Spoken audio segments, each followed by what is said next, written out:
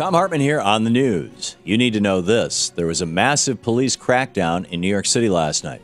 Shortly after midnight, hundreds of riot-clad NYPD officers surrounded Zuccotti Park in Lower Manhattan and passed out flyers warning the Occupy Patriots to leave the park immediately or face arrest. 5 hours later, the park was completely cleared, and as many as 200 people were arrested. And for the first time in nearly 2 months, Zuccotti Park wasn't home to the Occupy Wall Street movement.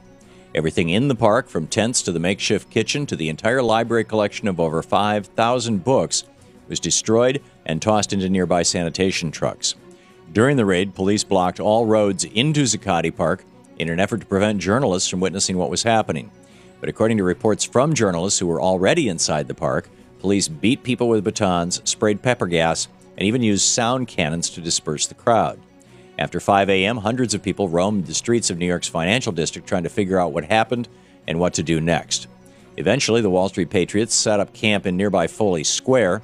There, the Occupy press team released a statement saying such a movement cannot be evicted. Some politicians may physically remove us from physical spaces, our spaces, and physically they may succeed. But we are engaged in a battle over ideas. Our idea is that our political structure should serve us, the people, all of us, not just those who have amassed great wealth and power. You cannot evict an idea whose time has come. End of quote. Get ready for a turbulent day in the Big Apple. According to New York City Mayor Michael Bloomberg, Zuccotti Park needed to be cleared and cleaned because it was a sanitation and fire concern. And once the park is cleaned, demonstrators can return, he says, but without sleeping bags and tarps, thus effectively ending any future camping out. Right now, the park is reopened, but Mayor Bloomberg claims he has the right to search people entering the park. However, Occupy Wall Street has an ally in the courts. At 6 a.m. this morning, the National Lawyers Guild and the Liberty Park Legal Working Group obtained restraining orders in court against the City of New York and Brookfield Properties to allow patriots to move back into Zuccotti Park with their belongings, including tents and tarps. So now it looks like a legal showdown is looming between the courts and Mayor Bloomberg and the NYPD's plan to end Occupy Wall Street. All because of those pesky First Amendment rights that are guaranteed to all of us and that have been under constant assault around the nation since this movement began. The best of the rest of the news, the recall effort against Wisconsin Governor Scott Walker officially begins today.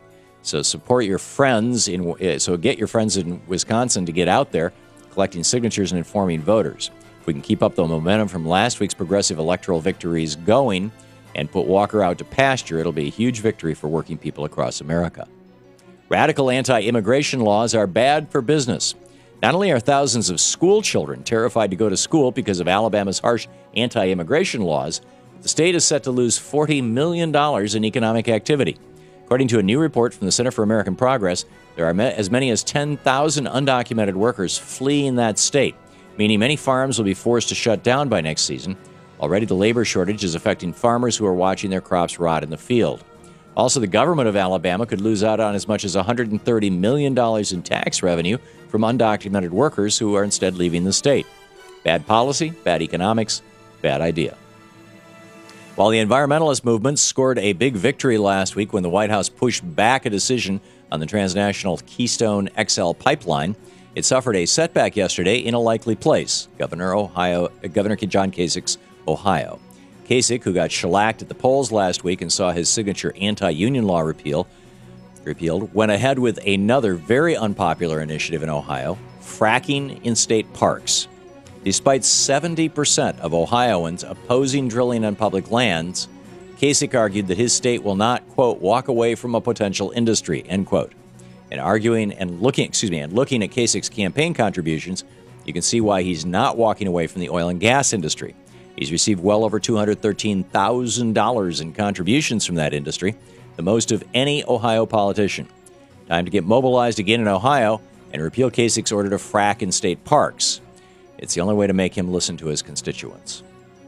Put aside the Republican talking points, new environmental regulations don't kill jobs, they create jobs. Based on a study out of the University of Massachusetts, at least 250,000 new jobs could be created by passing new EPA regulations that will force industries to clean up what they're spewing into the air. As the CEO of American Electric Power, Mike Morris, noted, we have to hire plumbers, electricians, painters, folks who do that kind of work when you retrofit a plant.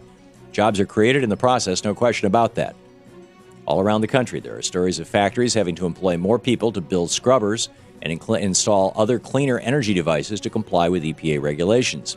In fact, since the EPA was created in the 1970s, carbon emissions in America have gone down 63%, while our GDP has tripled.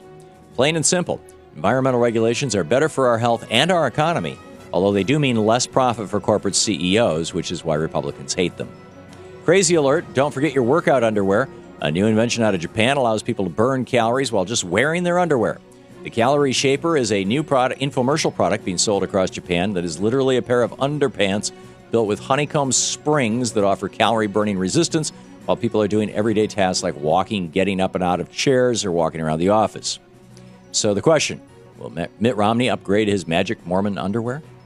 And that's the way it is today, Tuesday, November 15th, 2011. I'm Thom Hartmann on the news.